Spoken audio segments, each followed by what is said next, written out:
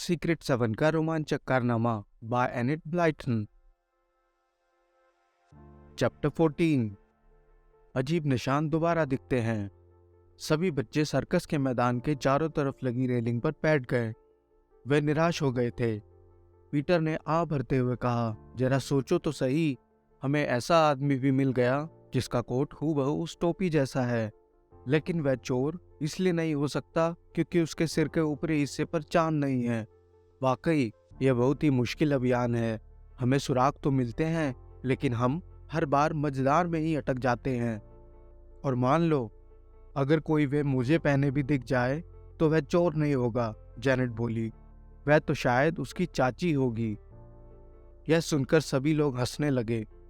Peter बोला, वैसे भी हमें पूरा भरोसा नहीं है कि उस टोपी का हार की चोरी से कोई संबंध है। हमें तो यह सिर्फ पेड़ पर ऊपर वहां टंगी मिली थी जहां चोर दीवार पर चढ़ा था। मुझे लगता है इस टोपी का इस गुत्थी से जरूर कोई ना कोई संबंध है, जॉर्ज ने कहा। मुझे पूरा यकीन है, हालांकि मैं यह नहीं सोच पा रहा हूं कि कैसे। वे सब रेलिंग पर बैठकर मैदान की तरफ देखते रहे। यह बहुत ही परेशान करने वाली गुत्थी थी। तभी जेनेट चीख पड़ी। पीटर ने पूछा, क्या हुआ? क्या तुमने कुछ सोचा? नहीं, मैं तो कुछ देख रही हूं, जेनेट ने अपनी दाहिनी तरफ इशारा करते हुए कहा।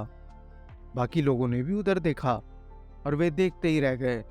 वहां पर मैदान थोड़ा गीला था और उस गीली जमीन पर ठीक वैसे ही गोल निशान थे जैसे उन्हें दीवार के भीतर दिखे थे।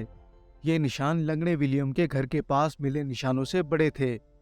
मुझे लगता है कि ये निशान सही आकार के हैं, पीटर ने खुश होकर नीचे कूदते हुए कहा। ये लंगड़े विलियम के लकड़ी के पैर के निशान से बड़े दिखते हैं। मैं इन्हें नाप कर देखता हूं। उसने अपना धागा निकाला और उसे सावधानी से एक निशान पर रखा, फिर दूसरे पर और फिर तीसरे पर। फिर उसने खुशी से ऊपर देखा। देखो, बिल्कुल उसी नाप के हैं। ये गोल निशान वैसे ही हैं जैसे हमने उस जमीन पर देखे थे जहां से चोर दीवार पर चढ़ा था। तब तो सर्कस में एक ना एक लंगड़ा आदमी जरूर होना चाहिए जिसका लकड़ी का पैर इस गोल निशान के नाप का होगा, कॉलिन ने उत्साह से कहा। हालांकि वह तो चोर नहीं होगा क्योंकि लंगड़ा आदमी दीवार पर नहीं चढ़ सकता, लेकिन वह वहां चोर के साथ जरूर गया होगा। हमें उसका पता लगाना चाहिए, जॉर्ज ने बोला।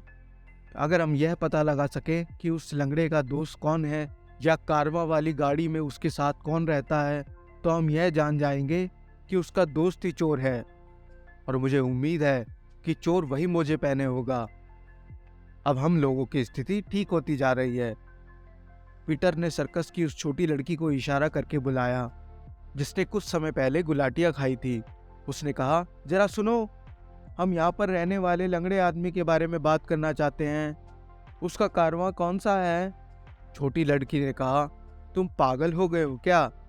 यहाँ कोई लंगड़ा नहीं रहता। लंगड़े आदमी का सर्कस में क्या काम? यहाँ पर हम सबके 2 पैर हैं और हमें दोनों पैरों की जरूरत भी है।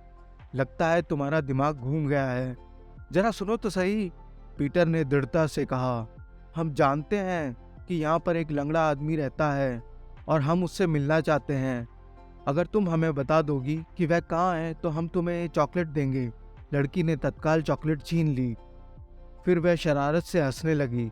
तुमने चॉकलेट फालतू में बर्बाद की। तुम पागल हो गए हो। मैंने तुम्हें बताया ना, यहाँ कोई लंगड़ा आदमी नहीं रहता है। और इससे पहले कि वह उस लड़की से कुछ और पूछ पाते, वह वहां से चली गई। जाते समय वह सर्कस की जोकर की तरह तेजी से कलाबाजियां खाती गई। पास वाले कारवां में एक औरत की आवाज आई, तुम उससे लाख पीछे पड़ो लेकिन वह तुम्हें यही जवाब देगी, यहाँ पर कोई लंगड़ा नहीं है। उस औरत ने अपने कारवां में जाकर दरवाजा बंद कर लिया। सभी बच्चे हैरान थे। पीटर ने आ भरकर कहा, पहले तो हमें चिमनी वाले घर के बाहर निशान मिले और हमें यकीन था कि वे चोर के ही होंगे, लेकिन वे ऐसे लंगड़े के निशान निकले जिसका इस रोमांचक अभियान से कोई लेना देना ही नहीं था।